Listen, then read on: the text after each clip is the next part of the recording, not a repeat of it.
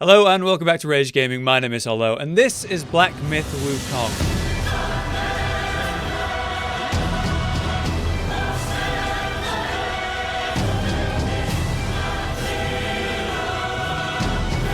This upcoming action RPG should remind you of the Souls series when you take a brief glance at the gameplay and combat, but I think that fades away into something a bit more original very quickly. To call the game just another Souls-like is a bit of a mistake in my eyes. It comes across as something a bit more original in its setting, the life and the characters involved, and yeah, even the gameplay. If you've somehow not heard of this game, we will be going over what it actually is, and more importantly, what's going on with it these days, when's it even coming out, what we actually know. So here's everything we know about Black Myth Wukong. What's the deal with the game then? Essentially, it's in development by Game Science Studio, which was a tiny Chinese indie dev team that wanted to make a game series about Chinese myths. After a couple of years of work on Wukong, they revealed this 12-minute gameplay trailer for the game, which was, impressively, a fully playable demo set in the Black Wind Mountain area. We're not seeing any BS fake pre-rendered cinematics that are meant to trick us into thinking this is gameplay when it's not. No, the original trailer from a year ago was genuine gameplay,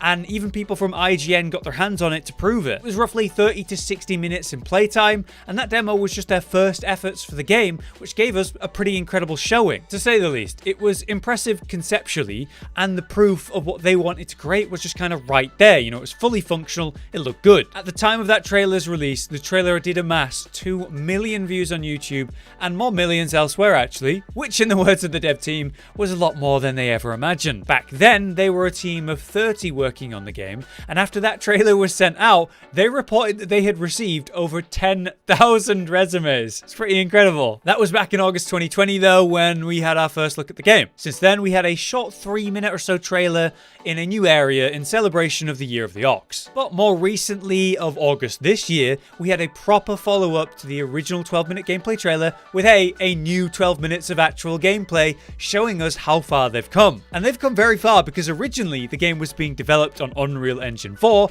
which was kind of pushing that to its limit, giving us something that looked very fun, right, but still visually impressive. However, this new trailer, with more genuine gameplay, was actually using Unreal Engine 5, which has been a massive jump for the game's visuals, and I can only imagine the mechanical improvements possible for the game now. Basically, this game has a huge following, a lot of support, a lot of people wanted to get involved with the studio, and I'd say it's for good reason, and technically it's made massive leaps and bounds in just 1 year. So why don't we actually talk about the game itself? What is special and unique about Black Myth Wukong? As I mentioned in the introduction, if you take a look at like a moment of the combat, you might just see Wukong with a staff fitting into a third-person action combat style that, hey, might be very familiar and similar to the Souls series. As a massive fan of From Software, and honestly I like a lot of the Souls-like titles out there, I don't really have issue with that concept, but I do think there's more going on here than them just making a reskinned Souls-like. Normally with a Souls-like, you have a slightly different concept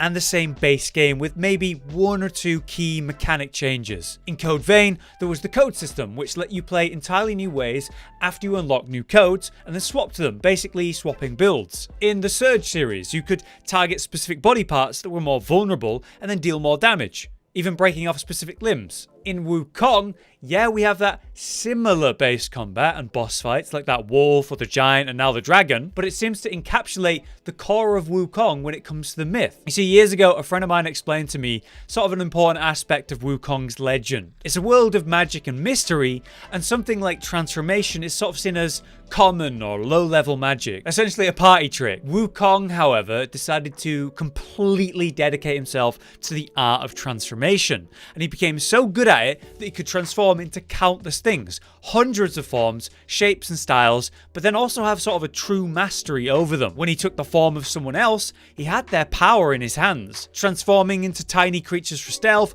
flying creatures for travel, powerful creatures for combat, you know, hundreds of forms for many purposes. Even able to transform his staff to extend its range or make it thick and heavy like a club. And at this point, I've seen Wukong in various forms in countless games at this point, but they all kind of give him different concepts, but they've never captured that feeling of infinite possibilities of transformation. Black Myth Wukong is the first game that kind of lights that fire for me. We've now seen him in just these few trailers turn into a bug for Hey That Stealth or a bat to fly. We've seen him defeat mini bosses and then take on that form to use his fire weapon, which was great against the boss who was flammable. We've seen him overwhelm his enemy with countless clones of himself, transform into various hulking monsters to take on loads of enemies at once, or just avoid like projectile hits. Depending on whatever his purpose is, he's got lots of options. And it's all enhanced further in the actual combat, where we see a variety of things. There's the stances that seem to give you a strong attack to use, like a super attack, like say the spinning staff channel for many hits over and over in the boss fight,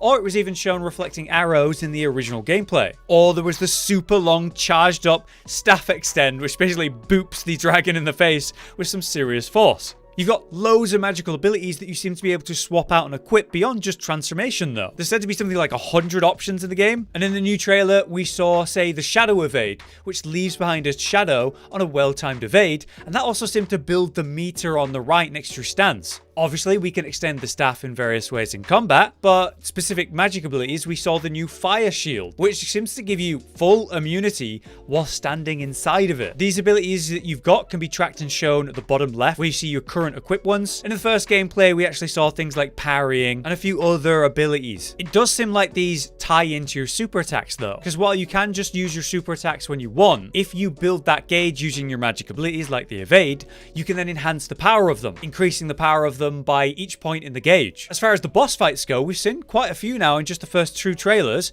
but the new Unreal Engine trailer shows us years worth of progress. Towards the end of the trailer, we saw loads of different areas and sections of the game looking very polished, right? But importantly, there was this variety of bosses that have completely different designs to one another. It should be very interesting to fight. Outside of the obvious huge dragon fight we saw the fast Wolverine type jumping at you. There was a monk that was seemingly only fighting you using his legs. There's the huge sword wielding lion man, I think. Whatever the hell this 4-legged horror is. And hey, this very friendly looking bear. I'm sure we're going to get along with this guy very well. He seems very friendly. So yeah, the gameplay looks as though there was a lot going on, and while I could compare certain aspects of it to a Souls-like, you know, as far as the transformation goes, my god, there's so much going on here, especially with the claims they're making about, you know, just how many magic abilities you're going to have and how many transformations we're going to see, hopefully leading into lots of different playstyles. And also the AI of the enemies. The enemies actually seem very intelligent and tricky. Like in the trailer, we saw a monkey who pretended to surrender and then surprised you with an ambush attack. Because it's a world that's set in that very popular myth, they have a lot to draw on. But there's some things that I think look really cool about the game. Let's now talk about what's going on with the game and what we actually know so far. As of now, the game has been in development for over 3 years officially, although conceptually long before that. They still plan to release the game sometime in 2023, as far as I'm aware based on my research, after what would be 5 years of dev time, which sounds good to me. The game's length was originally said to be about 15 plus hours long as of a 2020 interview with IGN, and that was as it was blowing up. Now, after we've seen this Unreal Engine 5 upgrade and obviously the massive interest in working with the team, I think it's safe to assume the scale could be bigger now. After all, the original studio size was just 7 people. They expanded to the core of 30 as things became more real and blew up. On their official website, they actually explain in the FAQ section that they wanted to release their first trailer in the hopes that they would draw some people to come work with them and hopefully meet some experts. And as I said, at that time, they received over 10,000 resumes, so it's safe to say they achieved what they wanted to do with that. And while I can't find information right now on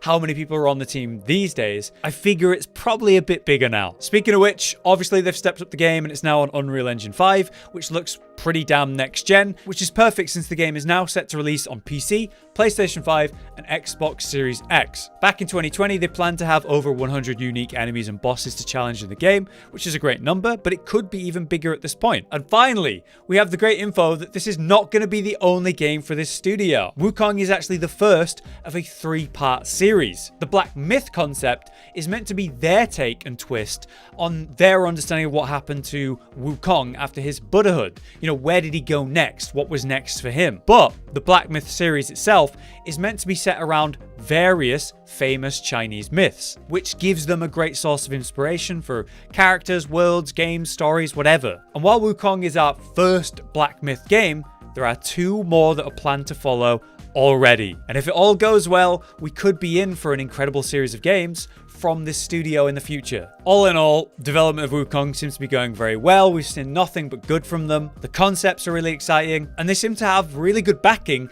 since, hey, they've upgraded to Unreal Engine 5. We'll obviously be keeping our eye on Black Myth Wukong throughout its development, and when we learn anything good and important, I'm sure I'll be back with a new video to talk about it. Until then, though, let me know what you're thinking about the game and maybe what you hope to see in it. But either way, I've been Hollow, you've been you. Thanks for watching. Josh, Cotton, and Hollow with the videos, dropping the humor like a hammer on your tippy toes, bringing entertainment on a daily arrangement to take our insanity and turn it into entertainment. Yes, I said entertainment twice, to reiterate that it is nice to look into your faces on a mostly daily basis when you let us in your homes to make the whole world a stage. Goodbye.